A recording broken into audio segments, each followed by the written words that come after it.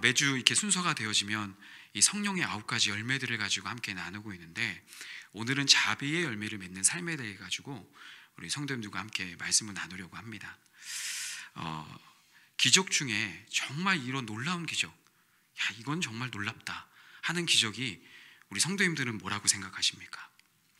지난 우리 금요일 날 다니엘서 3장의 말씀을 가지고 함께 그렇게 우리 기도하는 시간들을 가졌었는데요.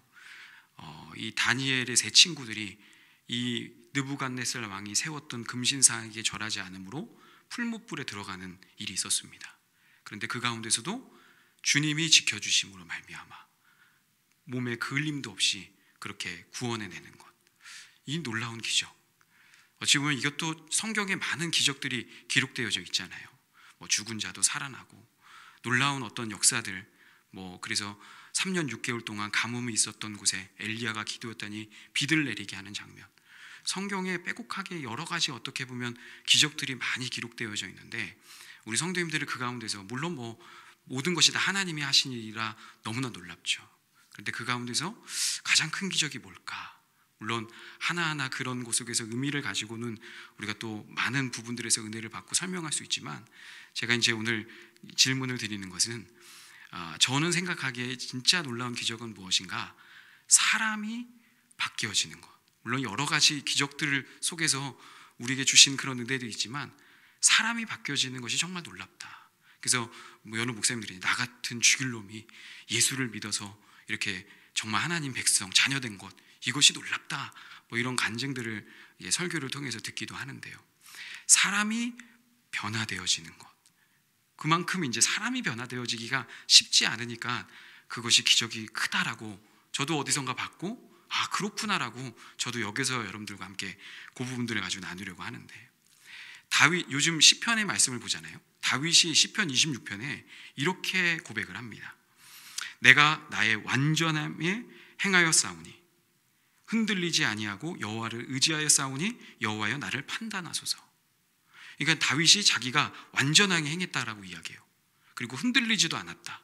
여호와를 의지했으니까 저를 판단해 주십시오라고 다윗이 이런 기도를 합니다. 근데 2절에 여호와여 나를 살피사 그리고 시험하사 내 뜻과 내 양심을 단련하소서. 그러니까 뭔가 자기가 완전하게 행하고 흔들리지 않은 것을 하나님 시험해 보십시오, 살펴보십시오라고 이야기합니다. 어떻게 이거를 하나님 앞에 이야기할 수 있습니까? 내가 완전하게 하겠다. 우리가 다윗의 물론 좋은 장점이 있지만 우리가 성경에 기록된 다윗의 안 좋은 점도 우리가 다 알고 있지 않습니까? 그가 밧세바를 범하고 그로 인해서 왔던 그런 여러 가지 어려움들을 우리가 다 알고 있는데, 어떻게 다윗이 뻔뻔스럽게 내가 완전하게 행하고 흔들리지 않았다 이렇게 이야기할 수 있습니까? 근데 이것은 자기가 나는 완벽하게 살았다, 이 교만함을 나타내는 것이 아니라 오히려 역으로 그가 그런 일들이 있기 때문에 오히려 자기 스스로 내가 이렇게 완전하게 행할 수 있고 또 내가 흔들리지 않을 수 있던 것이 하나님의 은혜입니다라고 이 시편 26편은 오히려 감사하고 있는 것입니다. 그러니까 본인 스스로도 내가 이렇게 완전하게 행할 수 있고 흔들리지 않을 수 있는 것이 무엇이냐, 이것이 바로 하나님께서 행하신 일이구나 하면서 감탄하고 놀라우는 것을. 그러니까 우리 스스로는 완전하게 행한다. 그래서 성령의 9가지 열매, 원수도 사랑할 수 있는 마음, 여러 가지 상황 속에도 기뻐할 수 있고, 그리고 끝까지 정말 주님의 약속을 인내할 수 있고, 오늘 또 이 자비에 대한 부분 또 사랑이잖아요. 이 원수까지도 용서하고 사랑할 수 있는 것까지 내가 과연 이런 일을 할 수 있는가? 우리 힘으로는 할 수 없고 하나님이 하시는 것입니다. 사람이 이렇게 변화되어지는 것이 쉽지 않다라는 것은 제가 또 우리 그 선배님 되시는 목사님들을 통해서 많이 배우게 됐는데요. 제가 요즘에 이제 이렇게 사역을 하고 가을이 되어지면 저 스스로도 삶을 생각해 봅니다. 그러면서 요즘에 우리 시편의 기자가 지금까지 행하신 하나님의 기적에 대해서 감사하는 그런 고백들을 가지고 우리가 나누잖아요. 기도할 때 그래, 정말 내가 있기까지 여러 사람들의 기도와 그런 헌신 속에 내가 세워졌구나. 그러면서 이제 저희가 이렇게 사역은 물론 적게 해왔지만 그런 사역들 속에서 그런 좋은 만남이 되어졌고, 또 그렇게 저에게 많은 가르침을 주셨던 분들이 한 분 한 분씩 생각이 나는데, 여러분들도 잘 아시다시피 제가 이제 사역을 어릴 때부터 모태신앙이어서 부모님 밑에서 이렇게 막 신학을 해야 되겠다 이런 생각을 갖지 않고, 안모태였습니다. 그러니 이제 갑자기 이제 예수님을 믿었고 또 뭐 사역에 대한 부분들은 생각하지 않다가 대학교 3학년 때 이제 은혜를 받고 이제 이렇게 사역자의 길을 걸어가게 됐는데, 뭐 주변에 있는 뭐 가족들이 먼저 이렇게 신앙생활을 하시긴 했지만 사역자의 길은 아무도 걸어보지 않은 거라 제게 있어서는 많이 두려움도 있었고 어려움들이 있었습니다. 그래서 이건 설교도 어떻게 해야 되고 앞으로 내가 어떻게 사역을 해야 될 것인가, 은혜를 받아서 그냥 좋아서 가긴 했지만 덜커덕 이제 내가 누군가를 가르쳐야 될 그 입장에 서다 보니까 참 많이 어렵고 괴로운 시간들을 보냈습니다. 그래서 이제 생각하기에 제가 이제 사역을 좀 하긴 해야 되겠고 또 공부도 해야 되겠는데 뭐 공부도 안 돼 있고 사역도 경험도 없으니 뭘 선택할까 하다가 공부는 일단 뭐 어릴 때부터 그렇게 하던 그런 모습이 없어서 사역적으로 좀 내가 어느 정도 알아야 되겠다. 그래서 그 전도사 이제 막 시작할 무렵에 이 사역지 임지를 구할 때 좀 나를 가르쳐 줄 수 있는 곳이 어딜까 생각하면서 지금도 이제 교단에서 좀 이렇게 이름이 있는 그런 교회를 지원했는데, 그 교회는 제 같은 이제 전도사들이 기피하는 곳입니다. 많이 막 일을 하고 사역하는 곳인데, 그 지금도 이제 교단에서 좀 이름이 있으신 그 목사님 통해서 내가 정말 저 교회라면 내가 뭔가 훈련하고 배울 수 있는 것 같다. 그냥 다른 거 없이 그냥 저를 받아주기만 하면 가겠노라. 근데 다행스럽게 아무 경험이 없는 저를 받아주시더라고요. 근데 가서 보니까 쉽지가 않습니다. 왜 기피해야 되는지를 상황을 알았어요. 마치 이제 제 아버님 뻘 같은 목사님이십니다.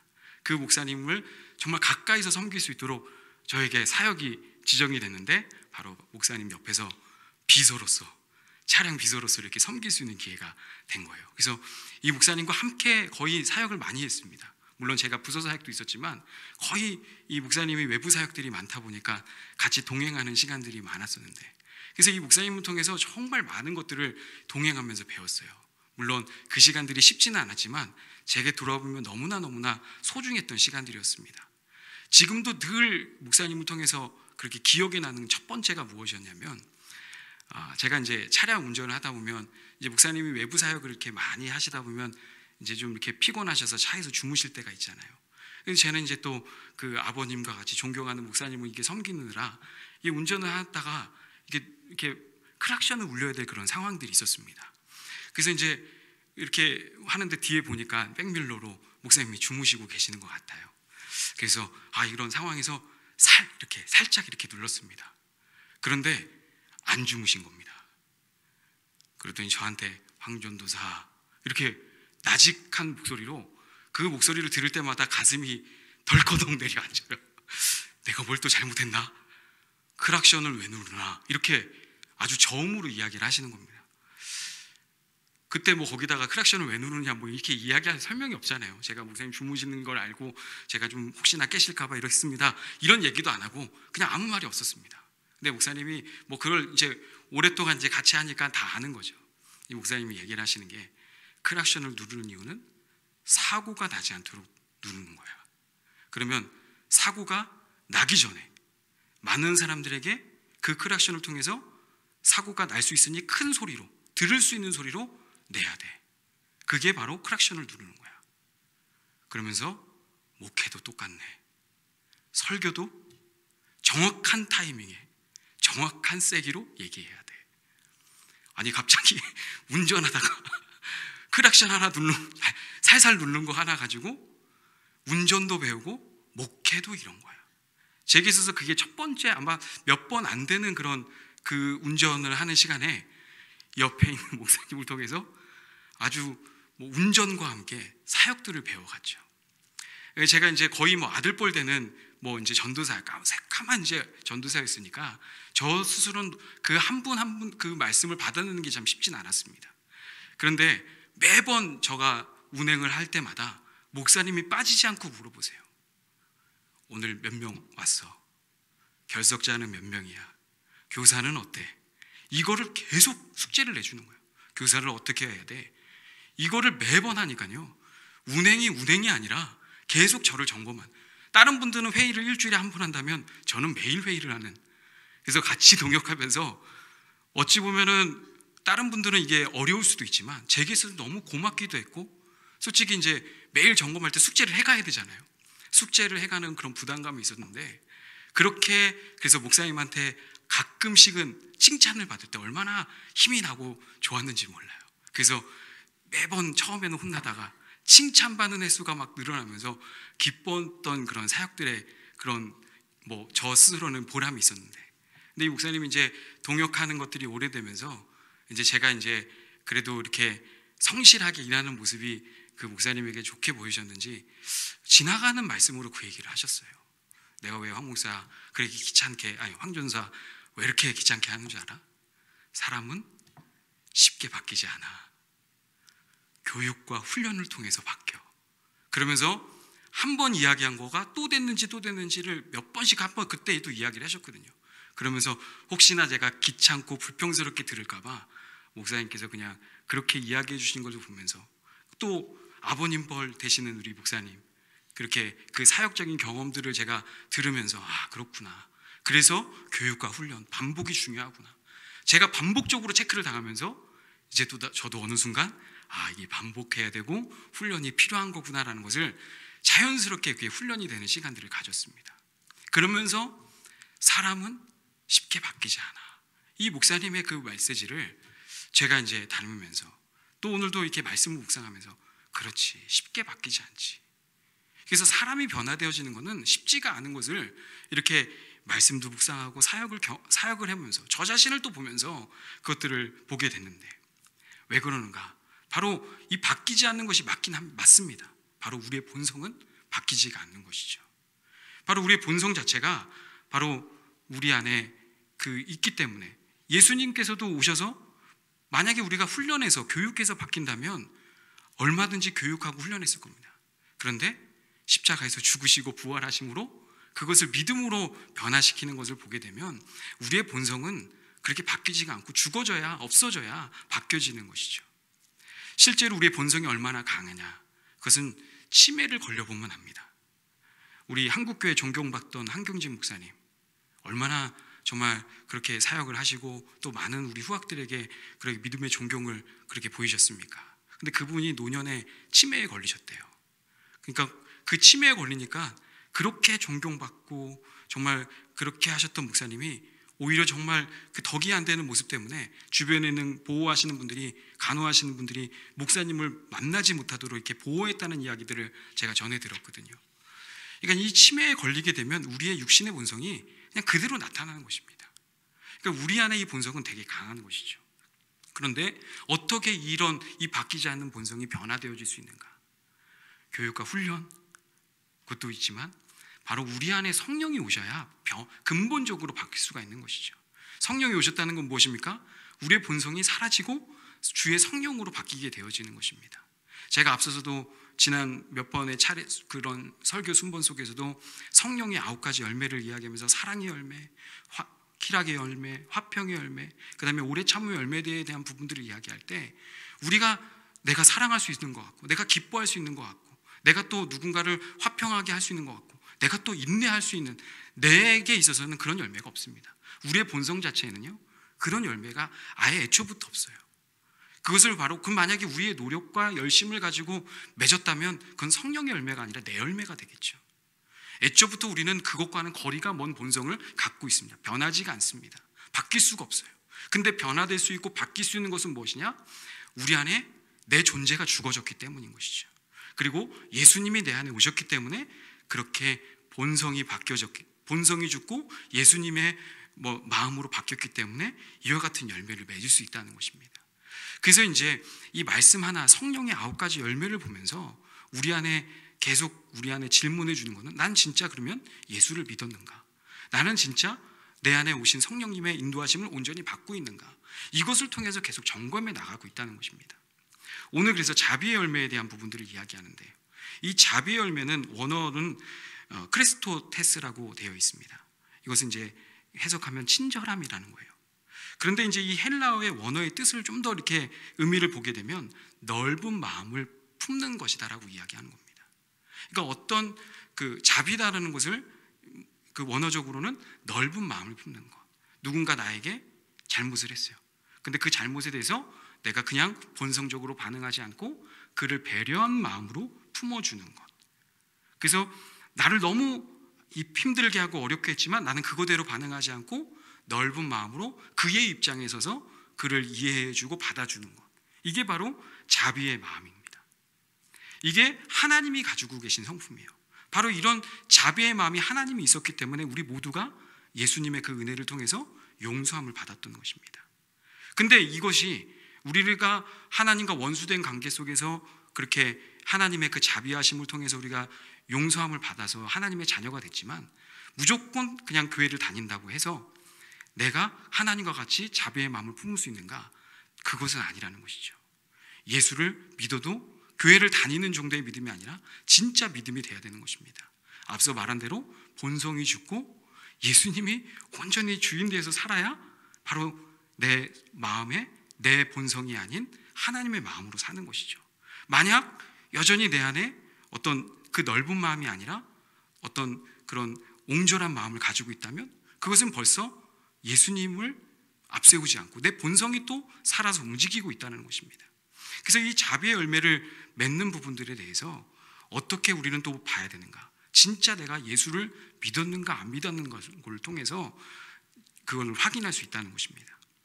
그래서 이 자비의 열매, 무조건 다 내가 어떻게 용서할 수 있을까? 먼저 이렇게 내가 누군가를 용서할 수 있으려면 먼저 내 안에 예수를 믿는 그 마음의 어떤 한 부분들을 우리가 점검해 봐야 되는데, 그냥 들어서 내가 그냥 예수님이 내 죄를 위해서 십자가에 달려 죽어주셨구나, 그것을 내가 믿으면 구원받았구나, 이런 들어서 아는 지식에서의 믿음이 아니라 정말 내가 그 예수님의 십자가를 통해서 반응이 일어나야 됩니다. 그래서 무슨 반응이냐? 바로 죽을 죄인이구나라는 것을 깨달아야 된다는 것이죠. 어떻게 자비로운 사람이 될 수 있는가? 첫 번째는 하나님의 심판대 앞에 서봐야 합니다.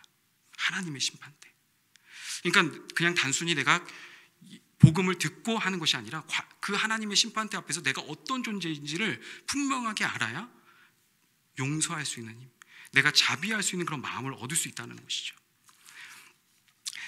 이스라엘 백성들이 범죄할 때 그 죄에 대한 부분들을 하나님께서 그렇게 방법을 주었을 때, 뭐 우리처럼 이렇게 회개해, 뭐 고백해, 그러면 죄를 고백해, 그러면 용서해 줄게, 이것이 아니라 구약 안에서는 반드시 그 죄에 대한 속죄물이 있었습니다. 그래서 양을 대신 가져오라, 소를 대신 가져오라고 했습니다. 그래서 구약에서의 그런 죄 해결의 방법은 무엇이냐? 자기의 죄를 전가시킬 대속 제물이 필요했던 것이죠. 그래서 그 양을 가지고 왔을 때 그 양에게 안수를 합니다. 내가 지었던 그 죄를 그 양에게 전가를 시켜요. 그리고 그 전가된 그 양이 이제 각을 떠주고 죽어가는 것을 이 제사를 드리러 온, 죄를 속죄함을 받으려고 온 사람들이 그것을 봅니다. 그때 그 모습을 보면서 내 죄를 지은 저 양이 죽어가는 것을 보면서 내 죄가 이렇게 큰 문제이구나 라는 것을 알게 되는 것이죠. 정말 뭐 각을 뜨고 막 불로 태우고 이런 장면을 우리가 매번 예배 때마다 본다고 생각해 보십시오. 그걸 통해서 내 죄가 저렇게 무섭구나. 그런데 이 모든 것이 예수님의 십자가의 죽으심과 부활함을 통해서 다 사라지게 됐죠. 그래서 원래는 내가 죽어야 될 것인데 예수님께서 달려 죽으셨다는 거예요. 그래서 내가 진짜 이렇게 죽을 수밖에 없는 죄인이구나, 저 양이 죽는 것처럼 내가 이렇게 죽어야 되는구나 라는 것처럼 내가 그렇게 심판대 앞에 서봤는가 안 서봤는가에 따라서 내가 진짜 믿음을 가지고 있는가 아닌가를 경험할 수 있다는 것이죠. 그냥 나 예수님 믿어요, 동의해요, 이렇게 다니는 것이 아니라 과연 나는 정말 그 십자가 앞에서 진짜 내가 진짜 죽어야 마땅할 죄인이구나라는 것에 대한 분명한 경험을 내가 했는가 안 했는가를 통해서 바로 진짜 믿음을 가졌는가 안 가졌는 것을 우리가 확인해 볼 수 있다는 것입니다. 오늘 본문 8장은 우리가 지난번 우리 요한복음 강의를 통해서도 주일날 말씀을 나누기도 했죠. 바로 가늠하다 현장에 잡힌 여인에 대한 이야기입니다. 이 가늠하다 현장에 잡혔어요. 가늠하다 현장에 잡혔으면 모든 사람이 봤습니다. 이 여인. 그리고 그 여인에 대해서 율법에는 써 있습니다. 바로 돌로 쳐 죽이라라고 이야기되어 있습니다. 그래서 실제로 이 가늠하다 현장에 잡힌 여인이 바로 사람들에게 붙들려 와가지고 그렇게 당하는 그 고통. 그래서 돌로 쳐 죽이라라고 예수님께서도 오늘 본문 8절에 이렇게 이야기를 하죠. 너희 중에 죄 없는 자가 먼저 돌로 치라라고 오늘 7절에도 이렇게 이야기를 합니다. 그러니까 이 이야기를 들었을 때 이 여인의 입장에서는 어떻겠습니까? 모두가 다 알아요. 내가 현장에서 더 이상 뭐라고 변명할 수도 없습니다. 그리고 죽어 마땅하구나라고 여겨요. 이 여인에게 있어서는 예수님 때문에 내가 죄사함을 얻었다, 이것이 전혀 다르게 여겨지는 것이죠. 내가 진짜 이렇게 죽을 수밖에 없는 죄인이구나, 이렇게 심판대 앞에 서봐야 내가 진짜 그런 죄인이구나라는 걸 깨달아야 그 다음 내가 누군가를 용서할 수 있는 그런 마음이 생긴다는 겁니다. 우리 예수님의 사람이라는 그 제자훈련 교재에 보게 되어지면 과연 내가 진짜 죄인인지 아닌지를 깨닫게 해주는 질문이 있습니다. 그 질문은 무엇이냐? 당신은 여태까지 지내면서 당신보다 더 악질인 사람이 있습니까? 라고 물어봐요. 우리 성도님들은 지금까지 지내면서 나보다 더 나쁜 사람 혹시 만난 적 있으신가요? 이렇게 하면 또 대답을 안 할 줄 알아서 얼마 전에 뉴스에 보도된 한 사람이 있습니다. 조두순 씨. 유치원생, 거의 초등학교 아이를 성폭행해서 그래서 15년형인가 이렇게 넘겨줬던 사람. 이제 그게 만기가 돼서 이제 출소를 앞두고 나서 왜 출소를 시키느냐 아니냐라고 뉴스에 막 떠들었던 그런 사람. 혹시나 조두순보다 내가 더 나쁘다, 혹시 이렇게 여기는 분이 계십니까? 야, 그래도 난 그 정도는 안 했다. 만약에 내가 아직도 내가 그런 사람보다 이렇게 비교해서 난 저애보단 나라고 생각하고 있다면 그 책에서는 당신은 아직도 죄인인 것을 깨닫지 못하았다는 거예요. 다 우리는 예수님 믿어서 다는 말할 수 없는 죄인이었습니다. 그래서 내가 이런 죄인을 용서해 주었습니다라고 말은 다 하고 생각은 하지만 생각해보면 나보다 더 나쁜 사람이 있고 그럼 난 쟤보다 낫고 이런 생각을 하고 있는 것이죠. 가늠하다 현장에 잡힌 여인에게는 어떤 마음이 들겠습니까? 바로 내가 심판대 앞에 섰을 때 나 같은 죄인이라는 것에 대해서 분명하게 이렇게 믿어지면 누구를 정죄할 수 없는 그런 자리에 서게 되는 거예요. 내가 분명하게 내가 죄인이구나라고 그렇게 심판대 앞에 섰을 때 누구를 내가 돌을 던질 수 있는 그런 상황이 안 되는 거라는 것을 분명하게 알게 됩니다. 그러니까 내가 자비의 마음은 내가 좀 괜찮고 너가 부족하니까 내가 한 단계 좀 괜찮으니까 내가 널 용서해 줄게, 이런 개념과는 전혀 달라요. 당신도 그렇고 나도 그렇고 이 죄 앞에서는 우리는 다 연약할 수밖에 없어. 이 마음이 심판대 앞에 서본 사람들의 마음이라는 것이죠. 이것이 바로 성령께서 우리를 인도하셔서 바로 이 자비의 열매를 맺게 하시기 위해서 먼저는 십자가 앞에서 내가 어떤 죄인지를 먼저 깨닫게 한다는 것이죠. 근데 이 부분에 대해서 분명하게 내 안에 깨달음이 없습니다. 그리고 분명한 그런 인식을 갖지 못하다면 교회는 다니고 뭔가 열심히 신앙생활을 할 수 있어 보이지만 이 본문에서 이야기하는 성령의 열매는 맺을 수가 없다는 것이죠. 왜냐하면 내 안에 나는 괜찮다고 생각하니까. 근데 예수님의 그 십자가 속에서 저렇게 내가 죽어야 될 죄인이었구나, 이것이 분명하게 믿어. 이렇게 끔찍하게 십자가에 달려 죽어야 될 나라고 여겨졌다면 과연 내가 누구를 욕할 수 있겠습니까? 그래서 이 자비 열매를 맺게 하시기 위해서 우리 안에 분명히 하나님의 성령은 이 심판대 앞에서 내 존재가 어떤 존재인지를 드러내기를 원하신다는 것입니다. 두 번째 자비 열매를 맺기 위해서는요, 두 번째는 무엇이냐? 이것도 성령의 도우심이 필요합니다. 그것은 무엇이냐? 예수님의 죽으심이 내가 죽었구나라고 믿어지는 것입니다. 자, 고린도후서 5장 14절에 이렇게 이야기를 하고 있습니다. 그리스도의 사랑이 우리를 강권하시는도다. 우리가 생각하건대 한 사람이 모든 사람을 대신하여 죽었은즉 모든 사람이 죽은 것이라. 자, 한 사람, 바로 예수님을 이야기하죠. 예수님의 죽으심이 모든 사람을 대신하여 죽은 것이다라고 말씀하고 있습니다. 이것을 통해서 뭘로 받아야 되느냐?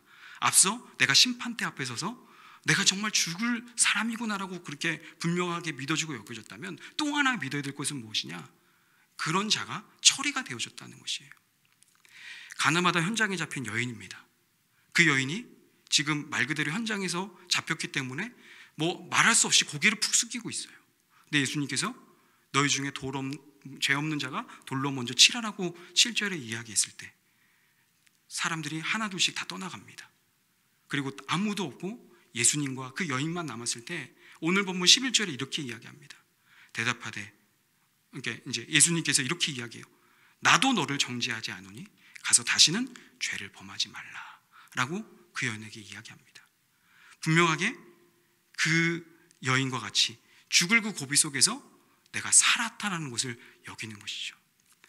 바로 무엇인가, 이 현장에서 가늠하다 잡힌 그 여인의 마음과 같이 내가 죽을 것 같은, 내가 정말 죽어야 되겠구나라는 이 분명한 마음 속에서 예수님의 그 십자가의 죽음이 내가 대신 죽은 것이구나 라고 이렇게 믿음으로 받아지고 여겨지는 그런 마음이 우리 안에 있어야 된다는 것입니다.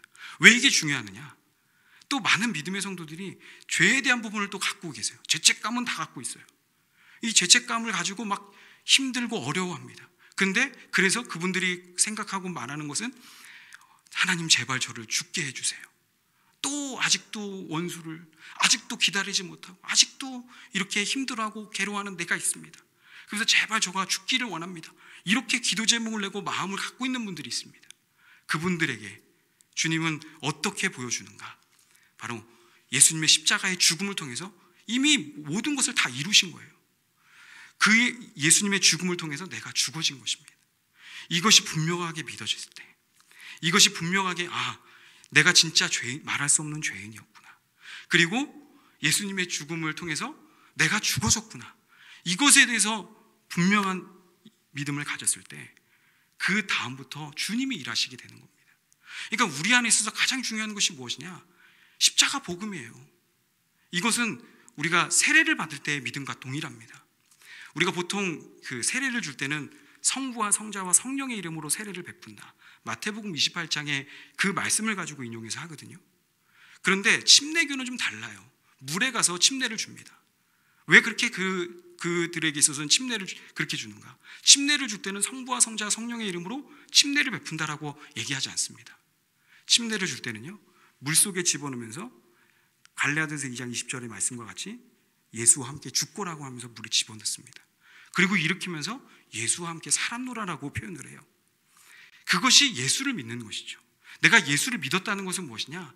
현장에서 가늠하다 잡힌 그 여인과 같이 말할 수 없는 죄인이지만 그 죄인이 예수님과 함께 죽고 없어졌구나, 그것을 매 순간 고백하고 믿는 것이죠. 그렇게 믿고 따라갈 때 놀라운 역사가 우리 안에 일어나는 것입니다. 지난 시간 우리가 오래 참음에 대해서 이야기를 했어요. 오래 참을 수 없는 마음이 무엇입니까? 기다려, 좀 기다려라고 할 때 기다리지 못하는 게 누군가요? 바로 우리 안의 본성인 겁니다. 예수님과 함께 죽어버렸습니다. 죽은 자는요, 한량없이 기다릴 수 있죠. 시간이 죽었는데 무슨 반응이 뭐 있습니까? 예수님과 함께 죽었기 때문에 오래 참을 수가 있는 겁니다. 예수님의 마음이 우리 안에 있기 때문에. 이 자비의 열매를 어떻게 맺을 수 있는가?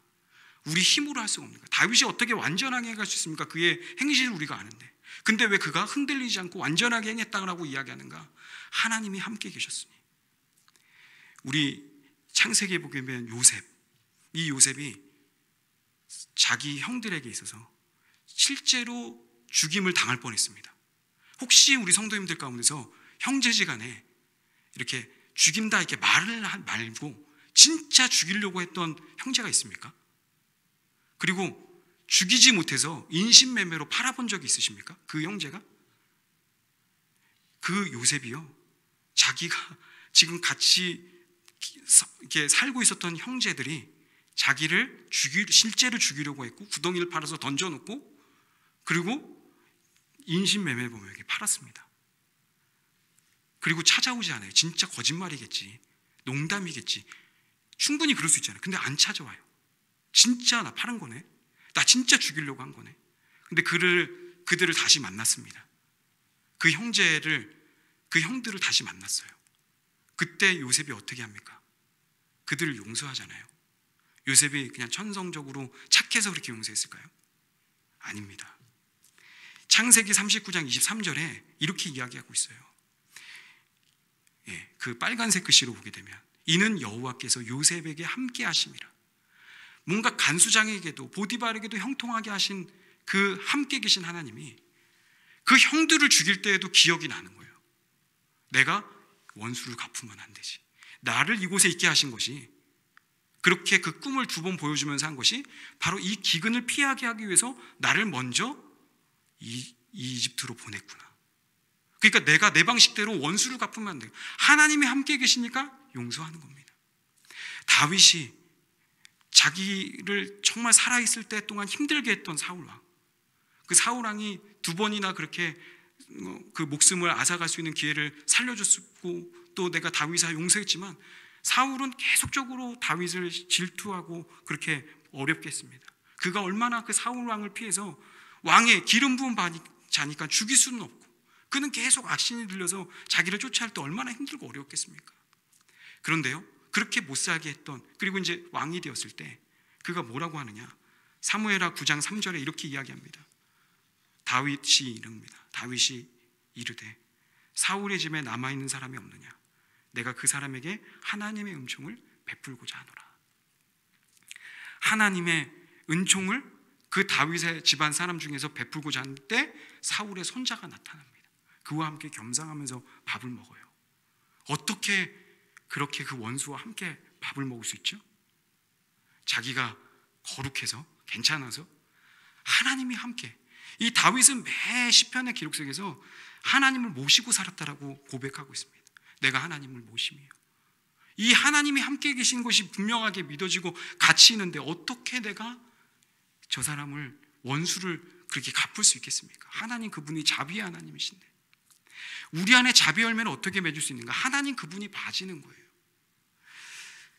제가 이 설교를 이제 준비하다가 설교를 하나, 어느 목사님 설교를 듣는데 저는 제가 잘 몰라서 찾았습니다. 인터넷에.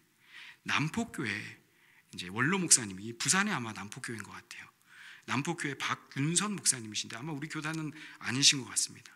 이 목사님이 어떻게 원수를 사랑할 수 있느냐, 당신 사랑할 수 있어? 이렇게 아주 되게 노골적으로 얘기한다는 거예요. 너 어떻게 원수를 사랑할 수 있어? 그러면서 원수를 사랑할 수 있는 방법 단계별로 이야기한 것을 제가 들었는데 웃기기도 하고 아주 좋기도 했습니다. 첫 번째가 뭐냐면, 첫 번째 원수를 사랑할 수 있는 방법, 첫 번째 단계는 꼴도 보지 않는다. 6개월 동안 보지 않는다는 거예요. 뭐 보면 힘드니까.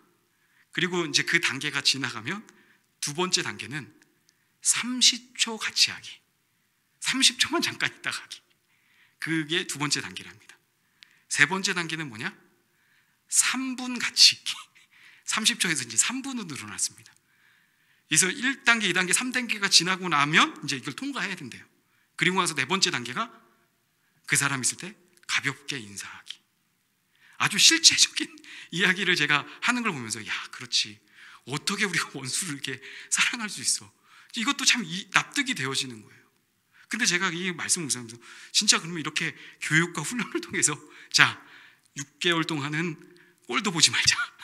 자, 그 다음에 30초 동안 그냥 같이 한번 있어만 보자. 3분 동안 말아놓고 한번 있어보자. 그리고 그냥 인사만 한번 해보자.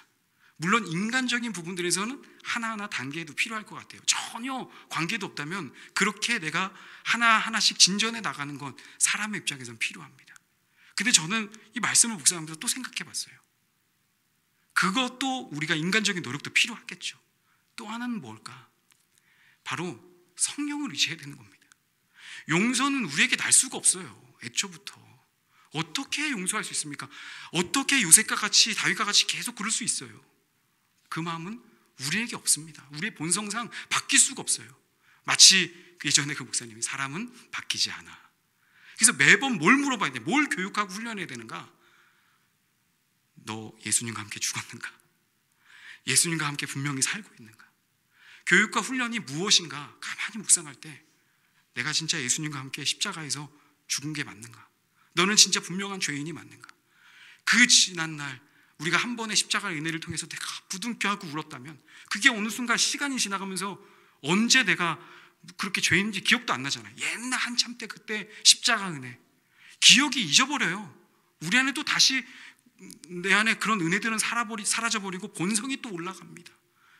끊임없이 우리 안에 일어날 때 수없는 반복과 훈련은 그냥 내가 이렇게 해야지라는 결정과 함께 하나님의 성령한테 기도하는 겁니다. 주님, 제가 분명히 십자가 앞에서 예수님과 함께 죽었잖아요.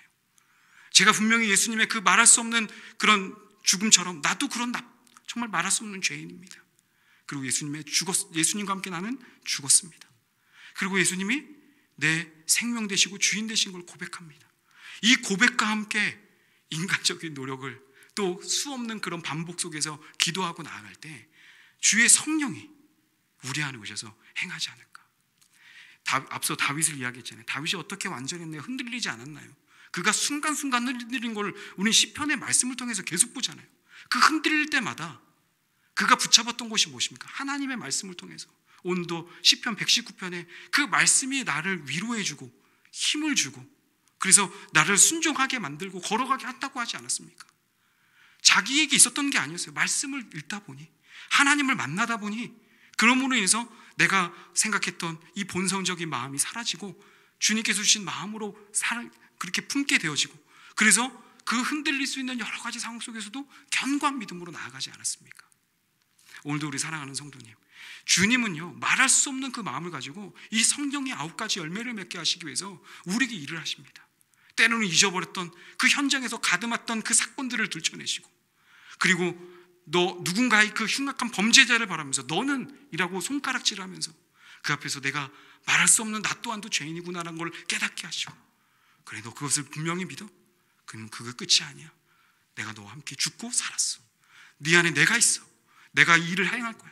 하나님의 이 성령의 9가지 열매들을 가만히 보면서 주의 성령이 얼마나 이 일을 이루고 싶어 하시는가.